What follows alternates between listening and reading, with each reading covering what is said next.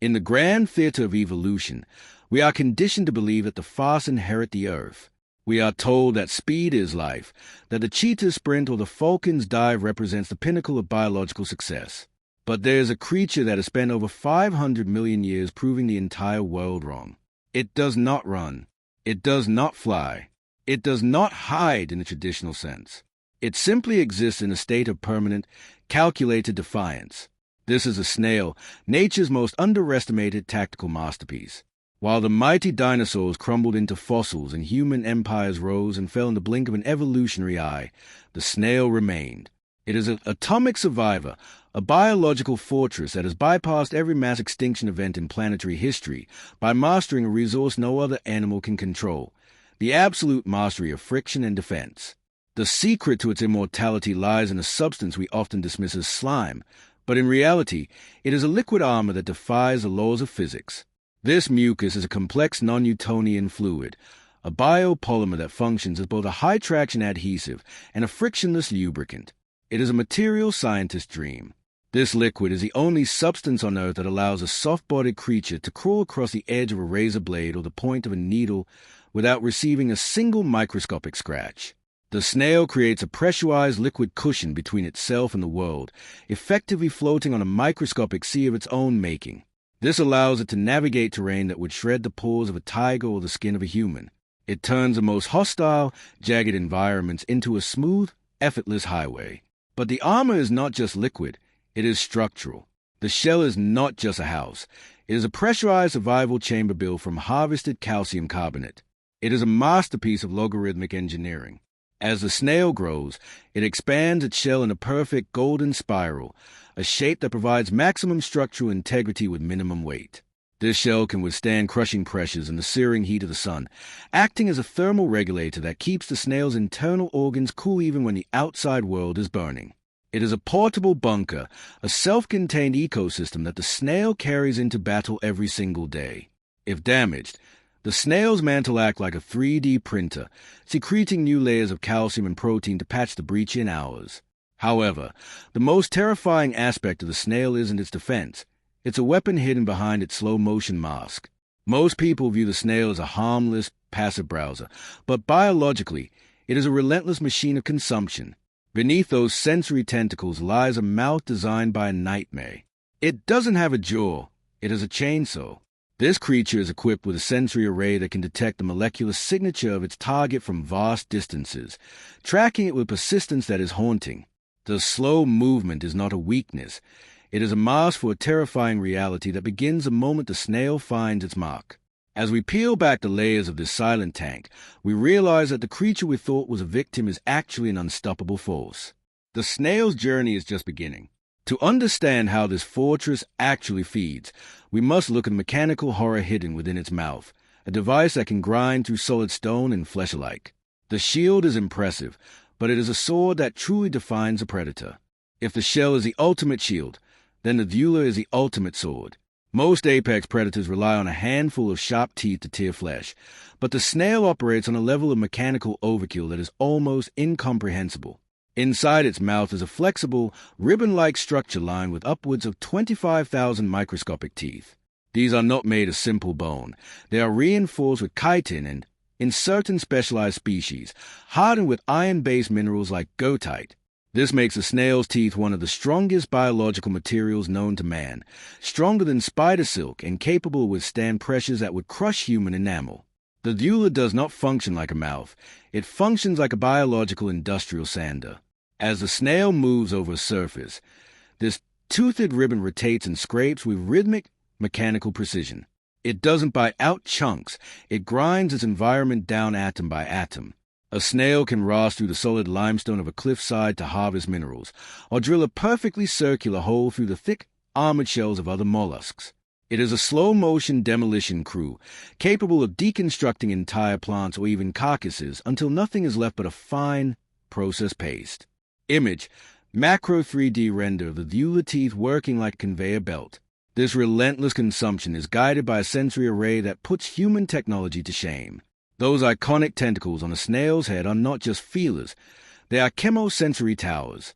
They are equipped with olfactory receptors that can smell moisture, food, and predators in 3 dimensions. A snail doesn't just see the world, it maps it through a complex chemical landscape. It can follow slime trails, the silver highways left by other snails, deciphering the age, direction, and even the health of the creature that passed by hours before. It is a tracker that never loses a scent because it is literally tasting the air and the ground simultaneously. But the true tactical horror of the Radula is revealed in the predatory assassins of the snail family. Not every snail is a peaceful herbivore. The cone snail, for example, has evolved its Radula into a pneumatic harpoon. It hides beneath the sand, perfectly camouflaged, until a fish swims within range. In a fraction of a second, faster than the human eye can blink, it launches a hollow, venomous tooth. This harpoon injects a nirvana cocktail of carnotoxins that paralyzes the victim's nervous system instantly. The prey doesn't even have time to struggle before it is pulled into the snail's expanding mouth to be digested alive. However, even with 25,000 teeth and a chemical radar, the snail faces an enemy that kills almost every other creature, the environment itself. When the water dries up, when the sun turns the earth into an oven, or when the frost of winter threatens to turn its blood into ice, the snail does something that defies the very definition of life. It doesn't migrate, and it doesn't fight the weather. It exits time itself. It enters a state of suspended animation so profound that it blurs the line between the living and the dead, waiting for a signal that may not come for years. To understand how a creature can die and then return to life, we must look at the snail's ability to manipulate its own biology into a state of frozen eternity. The snail is the ultimate biohacker of time. In the natural world, survival usually depends on the ability to move, to hunt, and to escape.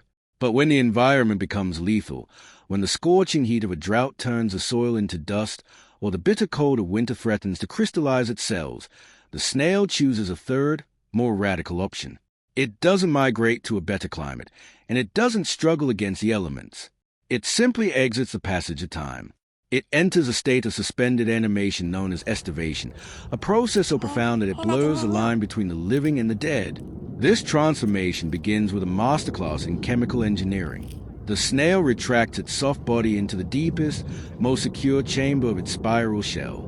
It then secretes a specialized, calcium-rich mucus that quickly hardens upon contact with the air. This creates a stony, airtight seal known as the epiphragm. This is not just a door. It is a vacuum seal that locks moisture in and keeps the hostile world out.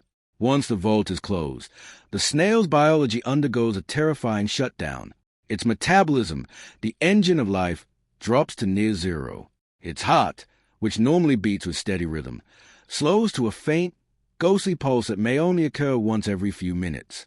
It stops breathing, stops moving, and effectively stops aging. In this state of biological pause, a snail becomes a living fossil. It can survive for 3 to 5 years without a single drop of water or a microscopic crumb of food. It exists in a state of stasis that mirrors the cold vacuum of space. There are legendary recorded cases of natural history museums pinning dead snail shells to display boards, only for the snails to wake up years later when a change in the room's humidity signaled the return of the rain. These creatures literally crawled off the museum walls like ghosts returning from a multi-year slumber. This isn't just surviving a bad season. It is a form of survivalist time travel, allowing the snail to skip over entire famines that wipe out every other competitor in its ecosystem. This mastery of time is supported by unique internal chemistry. The snail is a champion of hydroregulation.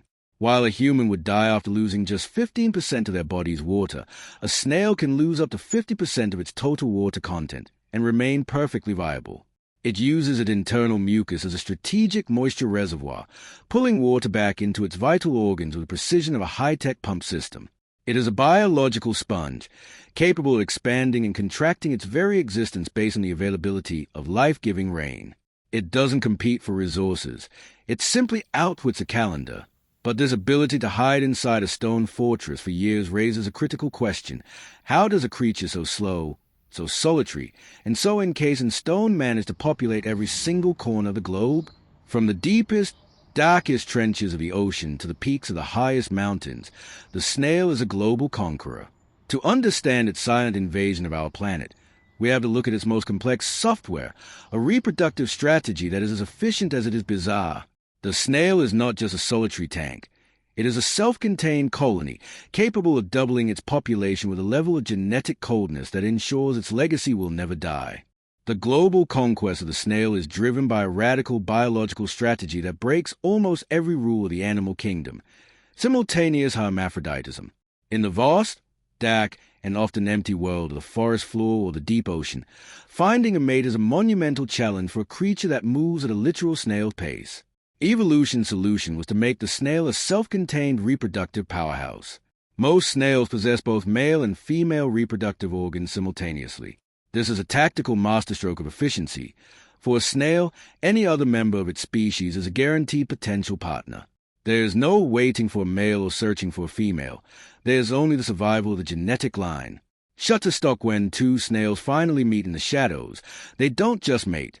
They often undergo a mutual exchange of genetic material where both individuals walk away pregnant. This doubles the reproductive output of a single encounter compared to almost any other vertebrate. However, the ritual of snail courtship is far from peaceful. It is a scene straight out of a dark sci-fi thriller.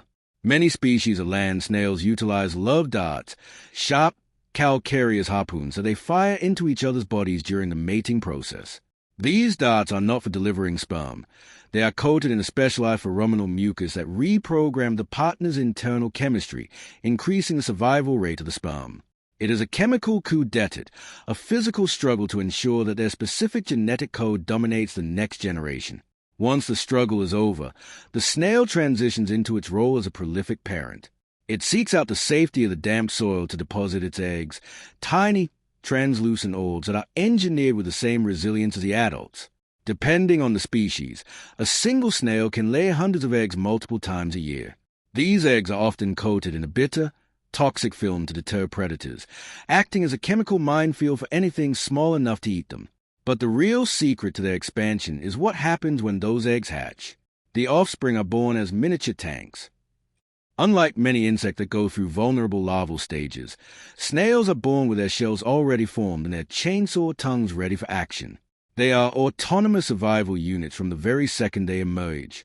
They do not need a pride to protect them, a pack to hunt with, or a mother to feed them. This instant independence allows snails to colonize new territories at an alarming rate. If a single snail or a few eggs are accidentally transported to a new island, clinging to the foot of a migratory bird or hidden in the hull of a ship, it has a biological software to start an entire civilization from scratch. They are the ultimate colonizers of the microworld, moving silently across borders and through ecosystems that would stop any other invader. Yet, as we look at this creature, this iron-toothed, armor-plated, time-traveling colonizer, we must realize that its greatest achievement isn't just surviving nature. It is surviving us. In a world of concrete industrial pollution and rapid climate change, the snail is doing more than just hanging on. It is evolving. It is integrating itself into our very infrastructure, proving that it is the ultimate ghost in the machine. To understand the final stage of the snail's journey, we must look at how it has moved from the forest floor into the heart of our modern cities, turning our own technology against us to ensure its place in the future. We live in the human era, an age where we have paved over the wild, diverted the rivers, and dominated every square inch of the landscape. In this era of concrete and steel, most wild animals have been forced to retreat or face extinction. But the snail has not been pushed out, it has moved in.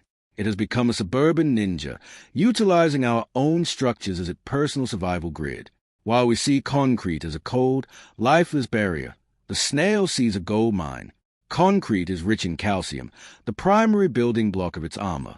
Snails have been observed rasping on the walls of our buildings with their chainsaw tongues, harvesting the minerals they need to thicken their shells to levels of strength never seen in the wild. Our modern cities have accidentally become the perfect snail habitat. Our gardens are high-calorie, predator-free buffet, and our irrigation systems provide a permanent, artificial monsoon that prevents them from ever needing to enter their multi-year sleep. The snail has looked at the human world and seen a paradise designed specifically for its dominance. It navigates our drainage pipes as if they were natural cave systems and uses our rooftops as vantage points, hidden in the blind spots of human perception.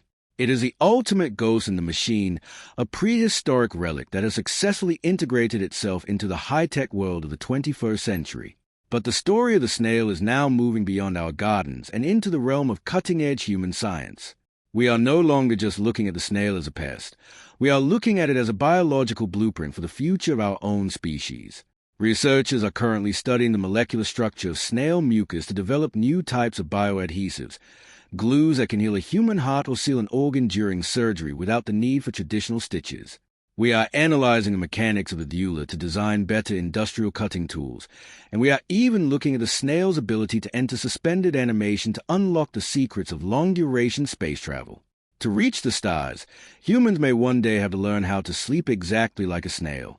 Image: cinematic shot of a snail moving across a glowing digital circuit board. The snail is a profound reminder that persistence is the ultimate superpower. It doesn't need to be fast because it never stops. It doesn't need to be loud because it is already everywhere. It is a silent architect of an empire that has lasted 500 million years and will likely last 500 million more. When the last human city has finally crumbled into the dust of history and the sun begins its final expansion, there will likely be a snail tucked away in a deep, damp crevice, sealed behind its stony door, waiting for the next rain. It is a perfect survivor, the ultimate tank, and the silent king of the biological underworld. This is a legacy of the snail, a creature that proves that you don't need to win the race if you are the only one left standing at the finish line. It is a master of the slow game, the phantom of the shadows, and the architect of eternity. The next time you see a silver trail on your porch or a small, spiral shell tucked under a leaf, remember, you are not looking at a simple garden dweller. You are looking at a machine that has conquered time, physics, and evolution itself. You are looking at the supreme survivor of planet Earth. This is a final chapter of our journey into the world of the silent tank. If you found this deep dive into nature's engineering fascinating, be sure to leave a comment with your thoughts and follow for more deep dives into the secret lives of Earth's most incredible creatures.